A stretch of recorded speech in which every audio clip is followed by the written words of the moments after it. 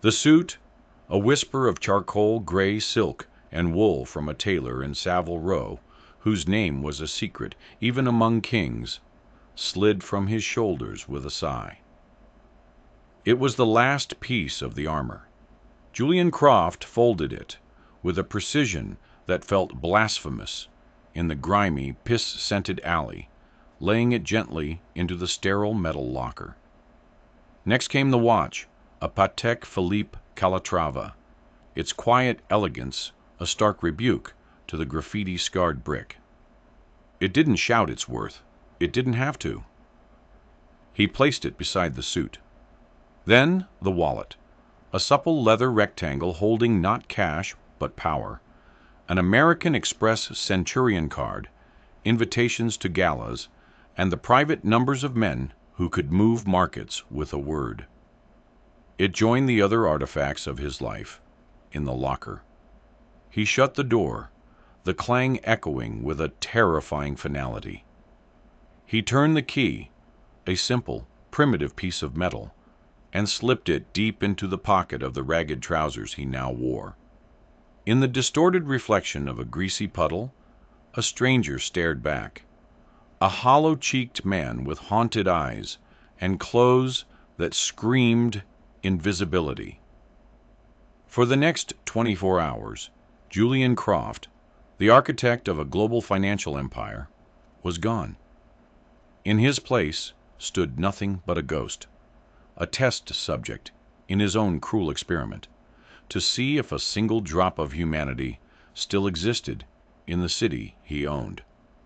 He had a sickening feeling he already knew the answer. He stepped out of the alley, and the city hit him like a physical blow. It was the same city he saw every day from the soundproofed, tinted window of his Maybach. The same city he viewed as a glittering schematic from his penthouse office on the 92nd floor. But it wasn't the same city at all. Down here, on the pavement, it was a living, breathing, groaning beast. The smells were the first thing to assault him, the sweet, cloying decay of overflowing rubbish bins, the acrid bite of exhaust fumes, the strangely intimate scent of unwashed bodies pressed too close together on the crowded sidewalk. He had forgotten a city could smell. His world was one of filtered air and subtle, expensive colognes. This was raw, unfiltered, and overwhelming. He instinctively recoiled, a movement of ingrained privilege, but the river of people simply flowed around him, a current of indifference. No one made way, no one apologized. He was just another rock in the stream, an obstacle to be navigated and immediately forgotten. He started walking, his destination nowhere. The shoes he'd procured from a charity shop bin were thin-soled and a size too small, and he could already feel a blister forming on his heel. Every step was a small, insistent reminder of his vulnerability. He was used to gliding through the world, his path smoothed by unseen hands. Now, the friction of the world was agonizing. He saw the first of his many gleaming glass towers stab the sky, the name Croft etched in impossibly large, confident letters near the top. He had always seen it as a monument to his success, a symbol of his power. From this vantage point, it looked like a fortress, its mirrored windows reflecting the sky, showing him nothing of the life within, and showing the world nothing of him. It was an alien structure, hostile and remote. He felt an urge to shout, "I built that!" But the words died in his throat. Who would believe him? More importantly, who would care? The thought was a cold stone in his gut. He passed a small cafe, the kind of artisanal place that charged $8 for a cup of coffee. The aroma of roasted beans and steamed milk was a siren call, a simple coffee. It was a desire so basic, so trivial in his normal life, that he never even had to form the thought. Coffee simply appeared, served in a porcelain cup on a silver tray by an assistant who knew his exact preferences. Now, the $8 cup of coffee was as unattainable as a trip to the moon. He had no money. The key in his pocket was a link to his old life, but the rules of the experiment were absolute. 24 hours, no contact, no resources. He watched a young woman in expensive athletic wear emerge, holding her cup like a trophy, her face a mask of serene self-satisfaction. She glanced in his direction, her eyes sliding over him, through him, as if he were a pane of dirty glass. The look wasn't one of malice, or even disgust. It was worse. It was a look of complete and utter non-recognition. He did not register as a person. He was part of the urban landscape, like a fire hydrant or a crack in the pavement. The humiliation was a physical sensation, a hot flush that spread from his chest to his face. He had commanded boardrooms filled with alpha personalities. He had stared down hostile takeover bids. He had made and broken men with a single phone call. Yet a dismissive glance from a yoga enthusiast made him feel smaller than he ever had in his life. He felt a flicker of anger, a familiar, coiling heat in his belly. How dare she? But the anger dissolved as quickly as it came, replaced by a chilling realization. She wasn't looking at Julian Croft. She was looking at a bum, a vagrant, a nobody, and she was treating him exactly as the world had taught her to. He was the one who had changed the context. He was the one who had stepped out of the costume. Hours bled into one another. The sun, a pale, indifferent disk in the hazy sky, began its slow descent. The initial shock had worn off, replaced by a grinding, soul-crushing fatigue. Hunger was a constant dull ache that sharpened into a stabbing pain whenever he passed a restaurant or a street vendor. He saw food everywhere, hot dogs glistening on a cart, pizzas being pulled from ovens, extravagant cakes in bakery windows. It was a city of abundance, a feast laid out behind a sheet of impenetrable glass. He was a starving man in a pantry with no key. He learned the rhythm of the street, the subtle codes of survival he'd never known existed. He learned which grates exhaled warm, foul-smelling air from the subway below, providing a moment's respite from the encroaching chill. He learned how to make himself small, to fold into doorways and alcoves, to avoid the jostling crowds. He learned about the hierarchy of the invisible. The other homeless people he saw were not a monolith. There were territories, silent agreements, and a clear pecking order. A man with a shopping cart full of meticulously sorted cans gave him a long, hard stare as he rested on a bench, a clear warning that this was his spot. Julian, the man who owned half the block, moved on without a word. He tried to make eye contact with some of them, hoping for a flicker of solidarity, a shared understanding. But their eyes were guarded, weary. They had seen it all. A newcomer was a threat, a competitor for the meager scraps the city offered. He was an outsider, even among the outsiders. His thirst became a more pressing concern than his hunger. His tongue felt thick, his throat raw. He saw a public fountain in a small, neglected park. Children were splashing in it, their laughter echoing in the concrete square. He approached, his head down, feeling the burn of a dozen parental glares on his back. He cupped his hands, the water shockingly cold, tasting of metal and chemicals. It was the most delicious thing he had ever drunk. As he drank, he noticed a discarded newspaper on the bench. He picked it up, his hands trembling slightly, and there he was. A large photograph of Julian Croft, smiling a predator's smile, shaking hands with a politician. The headline read, "Croft Industries announces record profits amidst painful but necessary restructuring." The restructuring was a euphemism for the closing of 3 domestic factories, the termination of 5,000 jobs. He had approved the plan just 2 days ago. He had scanned the numbers, the efficiency reports, the projections. It had been a clean, logical, profitable decision. The 5,000 people were a data point, a variable in an equation. Now, sitting on a park bench, smelling of alley filth and desperation, the headline felt like a punch to the gut. The politician he was shaking hands with had once begged him for a campaign donation, his voice obsequious and fawning over the phone. The reporter who wrote the glowing article had accepted a lavish press junket to one of his resorts. He saw the whole rotten edifice of his world from the outside, and it made him sick. He was the architect of this pain, this necessity. He crumpled the paper, the image of his smiling face crinkling into a distorted mask. As dusk settled, a fine misting rain began to fall. It wasn't a cleansing rain.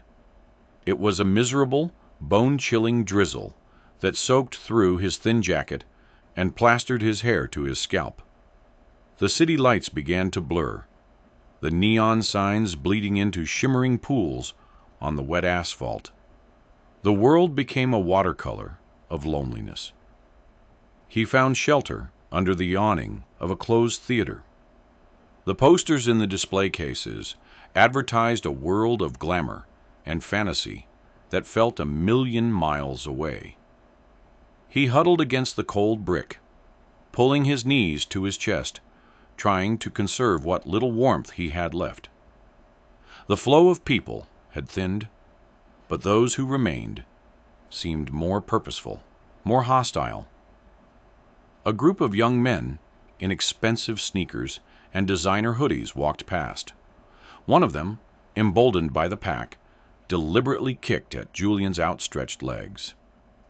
"Get a job, you leech!" he snarled, before his friends pulled him away, laughing.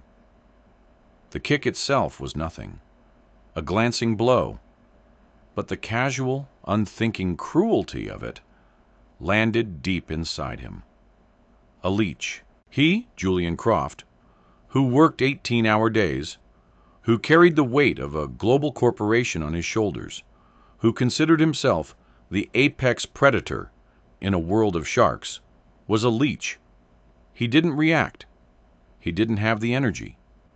He just sat there, the laughter of the young men echoing in the damp air, feeling a profound sense of despair settle over him. This experiment was a failure.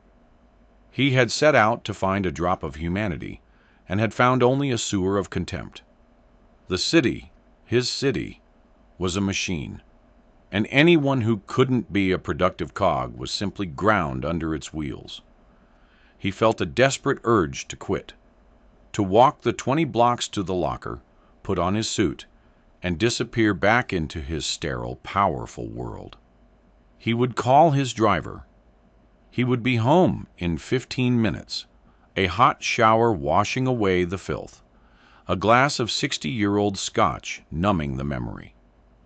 He would go back to his spreadsheets and his board meetings, and he would be even harder, even more ruthless, because now he knew for sure that the world was a brutal, unforgiving place, and compassion was a fool's game. He was lost in this bleak reverie when a small sound pulled him back. A tugging. He looked down. A little girl, no older than 6 or 7, was standing in front of him, her small hand clutching the hem of his dirty trousers.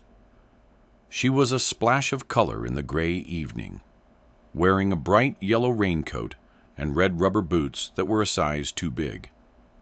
Her face was framed by damp dark curls, and her eyes, wide and brown, were fixed on him with an intensity that was startling.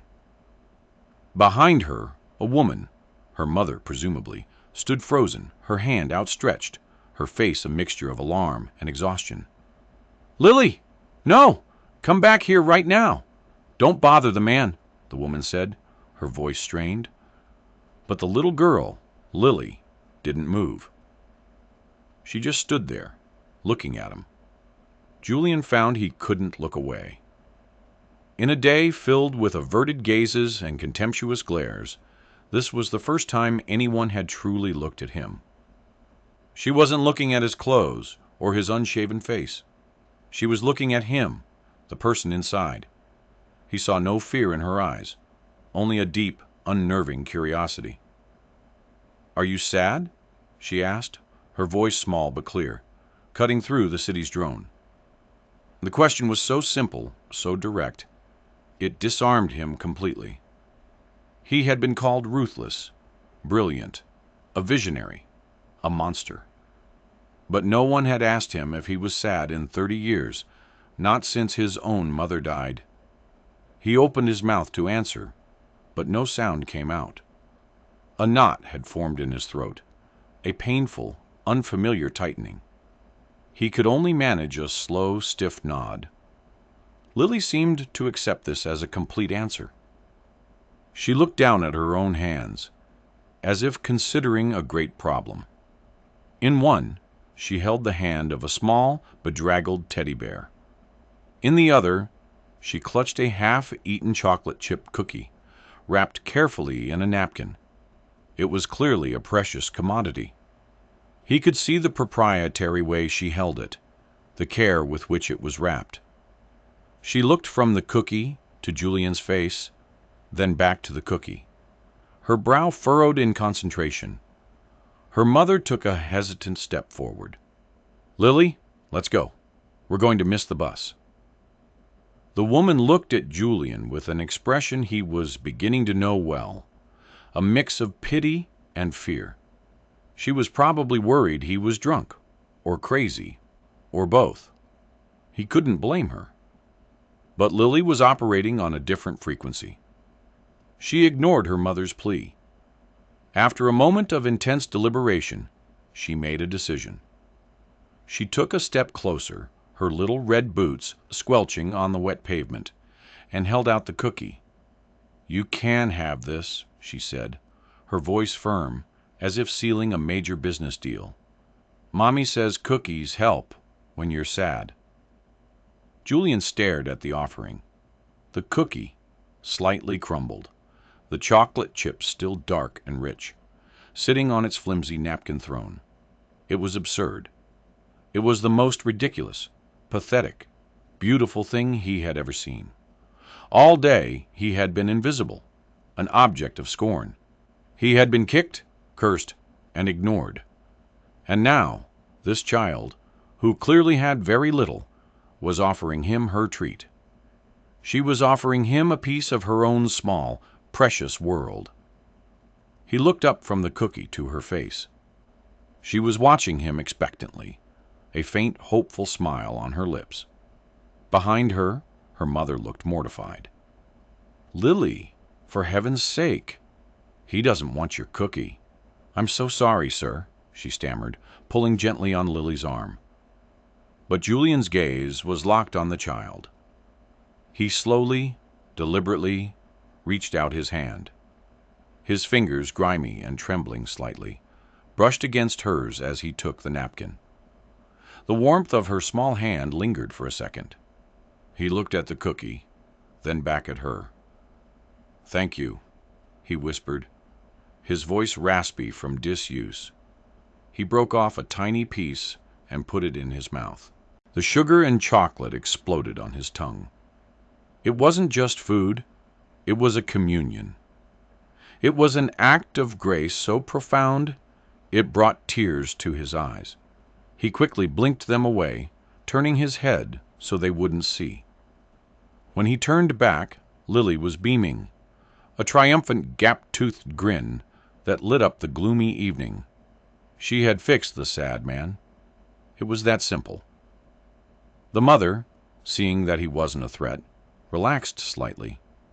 She was a thin woman with tired lines around her eyes, her coat worn at the cuffs. She was holding a large, overflowing canvas bag that probably contained groceries or laundry. Her life was clearly a struggle, yet there was a fierce pride in the way she held herself, a protective love in the way she now rested her hand on her daughter's shoulder. "I'm Sarah," she said, her voice quiet, "and this is my little diplomat, Lily." Julian found his voice. "I'm Al," he said, the lie feeling strange, and yet more true than his own name at that moment. "It's a pleasure to meet you both." Sarah gave him a small, weary smile. "Well, Al, I hope you find a warm place for the night. The shelters on the north side are the best, if you can get in early." It was practical advice, offered without judgment. She wasn't trying to solve his life. She was just a person talking to another person. "She worries about everyone," Sarah continued, a note of fond exasperation in her voice. "Sees a stray cat, she wants to bring it home. Sees a man sitting in the rain." She trailed off, a slight flush on her cheeks. "She has a good heart," Julian said, his voice thick with an emotion he couldn't name. He looked at Lily, who was now carefully feeding a piece of her own cookie to her teddy bear. "What's his name?" he asked, pointing to the bear. "Captain Courage," Lily announced proudly. "He's very brave. He helps me when I'm scared of the dark." She held the bear up for his inspection. It was old and well-loved, its fur worn smooth in places, one of its button eyes slightly loose. "He's a very fine bear," Julian said, with a solemnity that made Lily giggle. They stood there for a few moments in a strange, comfortable silence, the three of them, a tiny island of stillness in the city's relentless flow. The rain had softened, and the street lights cast long, golden reflections on the pavement. He learned, in the space of a 5-minute conversation, that Sarah worked as a cleaner in one of the downtown office buildings in the evenings, and as a waitress in a diner in the mornings. She was trying to save up to move to a better apartment, one with a window in Lily's bedroom. He learned that Lily loved to draw and wanted to be an artist. He learned that Sarah's brother had just been laid off from a factory, one of the ones Julian had closed. The news landed like a lead weight in his stomach. He saw the ripple effect of his decision, not as a line on a chart, but as the weary sadness in this woman's eyes. She spoke of it without bitterness, just a kind of resigned acceptance of the world's harsh realities. "It's just how it is," she said with a shrug. "The big guys at the top, they don't see people like us. We're just numbers to them." The words were a knife in his heart. He, the biggest of the big guys, was standing right in front of her, a recipient of her daughter's kindness, listening to the consequences of his own detached cruelty. He felt a wave of shame so powerful it made him dizzy. The distant rumble of a bus pulling up to the corner broke the spell. "That's us," Sarah said, her voice instantly tense with the urgency of their schedule. "Come on, sweetie, we have to run." She started to pull Lily away, but Lily twisted back, her face serious again. She took another step toward Julian, stood on her tiptoes, and with a great effort pushed the teddy bear into his hands. "You keep him," she said. "He'll help you more than the cookie." Julian was stunned. He looked at the worn bear, then at the little girl's determined face. "Oh, no, I couldn't," he stammered. "He's your Captain Courage." "It's okay," she insisted. "I can be brave tonight. You look like you need him more." Her mother was already halfway to the corner, shouting for her to hurry. Lily gave him one last, bright smile, then turned and ran, her red boots splashing through the puddles to catch up with her mother. He watched them climb onto the bus, a flash of yellow and a weary wave from the window, and then they were gone, swallowed up by the city. Julian stood alone under the awning, the rain starting to fall again. In one hand he held the half-eaten cookie. In the other he held a small, one-eyed teddy bear named Captain Courage. He looked down at the bear, its stitched-on smile seeming to offer a silent, unwavering support.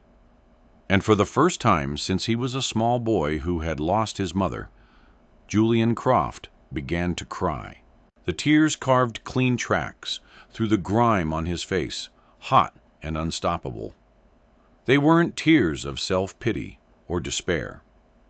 They were tears of a dam breaking, of a frozen river thawing, of a man who had been so utterly and completely lost and had just been handed a map by a 6-year-old girl. The experiment was not a failure. It was a cataclysm. It had shattered his world, and in its place, something new and terrifying and beautiful was beginning to grow. The rest of the night passed in a blur. The cold, the hunger, the discomfort, they were all still there, but they had lost their power over him. They were just physical sensations, external to the storm raging inside him. He was no longer just a body seeking shelter. He was a mind grappling with a revelation. The casual cruelty he had witnessed earlier now seemed less like a fundamental truth about humanity and more like a symptom of a disease of disconnection, of fear, of people so wrapped up in their own struggles they couldn't see the person shivering in the doorway. He had been the most afflicted of all. His wealth hadn't been a shield. It had been a sensory deprivation tank, isolating him from the very essence of life. The girl, Lily, and her mother, Sarah, had punctured that tank. Their simple, human interaction was more real than any business deal he had ever made. He clutched the teddy bear like a holy relic. It was a tangible link to that moment, a reminder that kindness wasn't a transaction. It was a gift, freely given, especially powerful when it came from someone who had little to spare. He thought of the 5,000 people he had fired. They weren't a data point anymore. They were Sarah's brother. They were people with families, with hopes, with children who needed windows in their bedrooms. They were people whose lives he had upended with the stroke of a pen from a 92nd floor office that might as well have been on Mars. When the first gray light of dawn broke over the city, it found Julian not asleep, but awake and watchful, a sentinel at the gates of his own life. The 24 hours were up. He walked, his steps now firm and purposeful, back to the alley. The city was waking up, its rhythm changing from the nocturnal quiet to the morning rush. But he saw it differently now. He saw the street sweepers, the delivery drivers, the early morning commuters, not as a faceless mass, but as a collection of individual stories, each one as complex and important as his own. He reached the locker. He opened it, the metallic clang no longer sounding like an ending, but a beginning. The charcoal gray suit, the Patek Philippe watch, the leather wallet. They looked like a costume, props from a play, about a man he no longer was. He slowly, methodically, put them on. The familiar weight of the watch on his wrist, the smooth fabric of the suit on his skin, felt alien. He was putting the armor back on, but he was different underneath. He picked up his phone. 147 missed calls, dozens of urgent emails. The world had been clamoring for Julian Croft. He ignored them all. He made one call. "Arthur," he said when his driver answered, his voice calm and steady. Meet me at the corner of 6th and Marlowe, and bring a blanket and coffee, 2 cups. He stepped out of the alley just as the Maybach, silent as a shark, pulled up to the curb. Arthur, a man who had worked for him for 15 years and was trained to show no emotion, could not hide the shock in his eyes as he saw his employer's disheveled state, the grime on his face. But he said nothing, simply opening the door. "We're not leaving just yet," Julian said. He took one of the coffees and the blanket and walked to a nearby doorway where a man was sleeping, huddled under a thin sheet of cardboard. He gently placed the coffee beside him and draped the blanket over his shoulders. The man stirred but didn't wake. Julian walked back to the car, got in, and for the first time sat not in the back, but in the front passenger seat next to his driver. "Arthur," he said, looking at the city through the clean, clear glass, "everything is about to change." The emergency board meeting was convened for noon. The boardroom was a masterpiece of corporate intimidation. A long, dark mahogany table, polished to a mirror finish, chairs that cost more than a family car, and a panoramic view of the city that laid it out like a conquest. The 12 members of the board, men and women he had hand-picked for their ruthlessness and sharp intellect, filed in, their faces masks of concern and curiosity. They had heard he was unreachable for 24 hours, an unprecedented event that had sent tremors through the company. When Julian walked in, a hush fell over the room. He was immaculate, his suit perfect, his face clean-shaven. But there was something different in his eyes, a stillness, a depth they had never seen before. He looked at each of them, his gaze lingering for a moment, seeing not just his executives, but the people behind the titles. He saw ambition, greed, fear, and in one or two of them, a flicker of something more. He took his place at the head of the table, but did not sit. He placed a small one-eyed teddy bear on the gleaming mahogany. It sat in the center of the vast table, a small, fuzzy, absurd protest against the cold, hard lines of the room. A few of the board members exchanged confused glances. 2 days ago, Julian began, his voice quiet but carrying to every corner of the soundproofed room, I approved the closure of the Midland, Portsmouth, and Oakhaven facilities, a move that was projected to increase our net profit margin by 6% in the next fiscal year. He paused, letting the words hang in the air. This was the language they understood: profit margins, fiscal years. I was wrong. The statement was so unexpected, so contrary to the entire culture he had built, that it was met with a stunned silence. We are not in the business of profit margins, he continued, his voice gaining strength. We are in the business of people. We have forgotten that. I have forgotten that. We see employees as expenses. We see communities as liabilities. We stare at spreadsheets and congratulate ourselves on our efficiency, while willfully ignoring the human cost of our decisions. He picked up the teddy bear.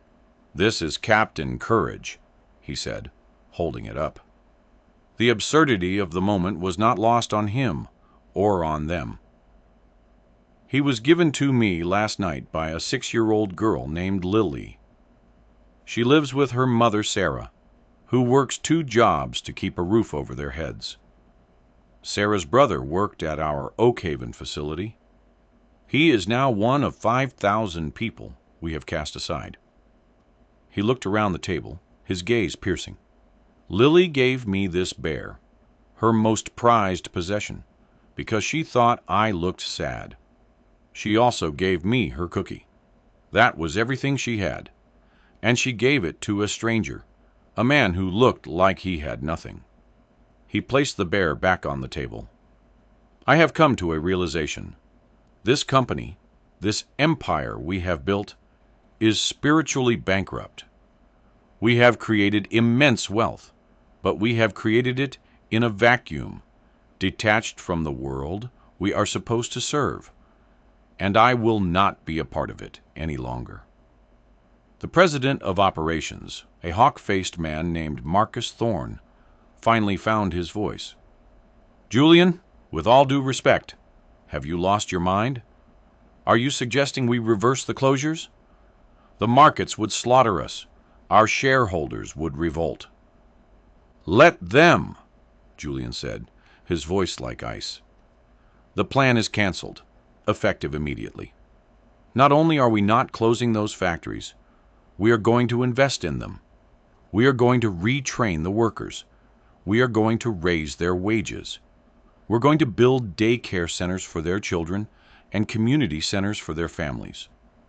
We are going to turn those towns from liabilities on a spreadsheet into assets for humanity. This is corporate suicide, another board member whispered.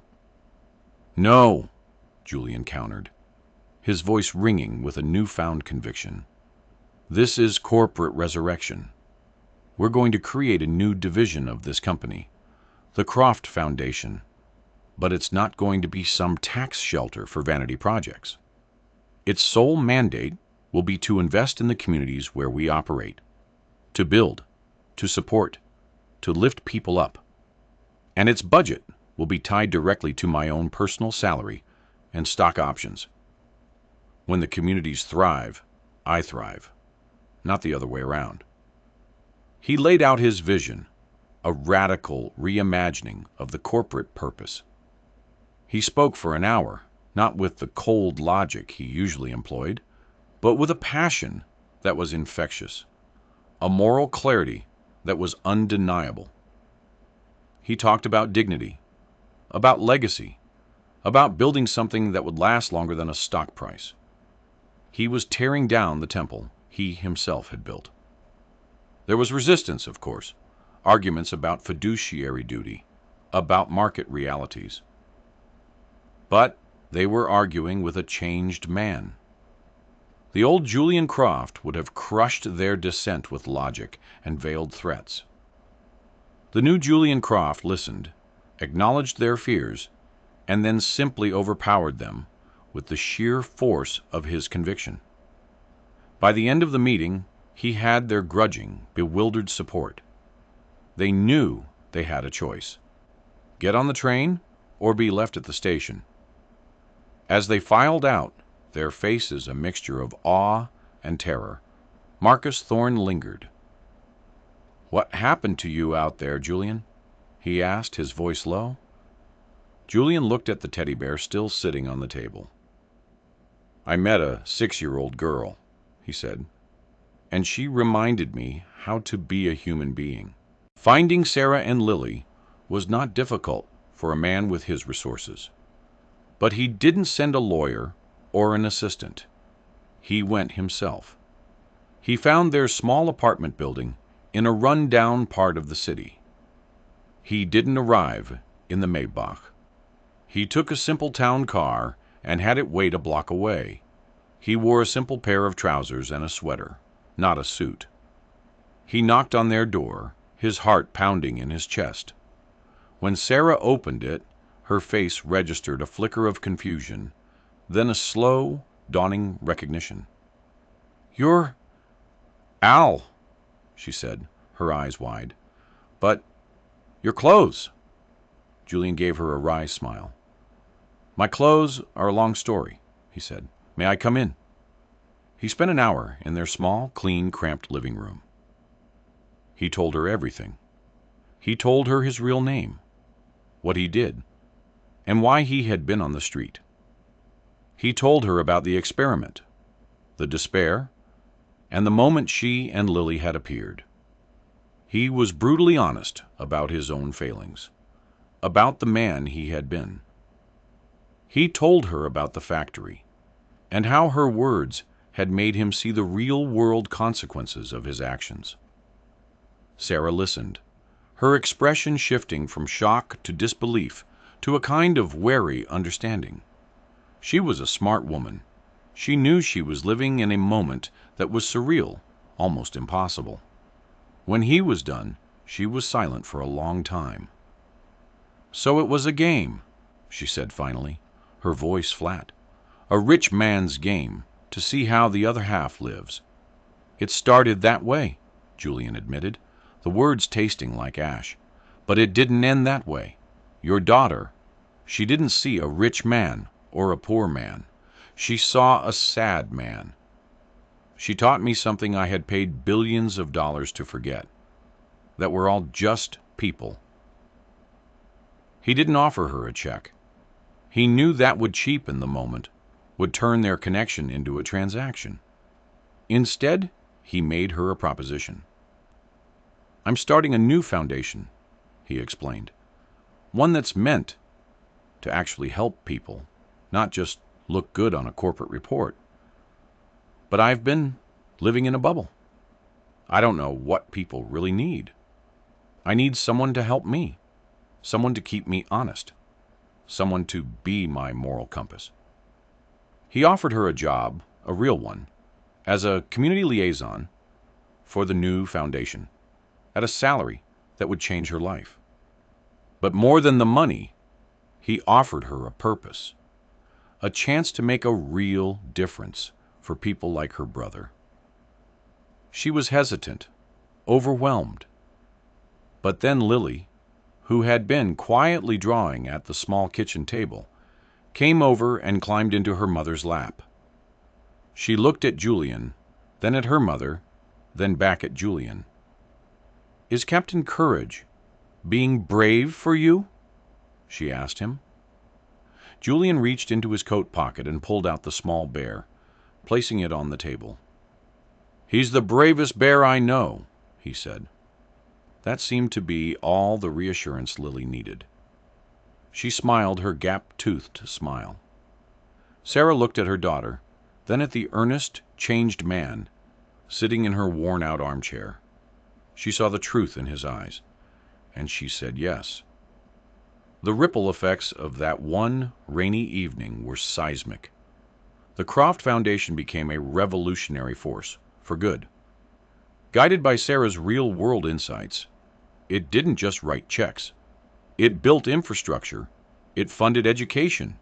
It created opportunities. The factory towns didn't just survive. They thrived, becoming models of a new kind of compassionate capitalism. Julian Croft became a different kind of billionaire, one who measured his wealth not in dollars, but in the lives he had changed. He never returned to the 92nd floor. He moved his office to the ground floor, with a door that opened onto the street. He was a regular visitor at the apartment, which Sarah refused to leave, wanting Lily to stay grounded. He wasn't a benefactor. He was family. He was Uncle Al. He was there for school plays and birthday parties. He taught Lily how to ride a bike. He was the one Sarah called when the pipes burst. They were his anchor, his true north. Years passed, the world changed, but the lessons of that day remained. One crisp autumn afternoon, Julian sat in the front row of a university auditorium. The air was thick with the scent of old books and the buzz of proud families. On the stage, a young woman with dark, curly hair and confident eyes was accepting her degree, summa cum laude. It was Lily. After the ceremony, she found him in the crowd and threw her arms around him in a fierce hug. "We did it, Uncle Al," she whispered, her voice thick with emotion. Julian's own eyes were misty. "You did it, Lily. You were always the brave one." He reached into his pocket and pulled out a small, one-eyed teddy bear, its fur now almost completely worn away, and pressed it into her hand. "I think it's time Captain Courage came home," he said. Lily looked at the bear, then at the man who had become her father in all the ways that mattered. "No," she said, gently closing his hand around the bear. "He's right where he belongs." They stood there, the billionaire who had learned to be human, and the young woman who had taught him how, two souls forever bound by a cookie and a teddy bear, a testament to the quiet, world-changing power of a single, simple act of kindness. It is easy to walk past a person in need, to avert our eyes and tell ourselves it isn't our problem. It is easy to live inside the bubble of our own lives, surrounded by our own concerns. But what Julian's story teaches us is that the greatest poverty is not the lack of money, but the lack of connection. Every person we meet is a story, a world unto themselves. The next time you see someone who is invisible, dare to see them. The next time you have a chance to offer a small kindness, a cookie, a word, a moment of your time, offer it. You may not change their entire world, but you may change their day. And in doing so, you might just change your own. Because true wealth isn't what you have, it's what you give. Be someone's lily today.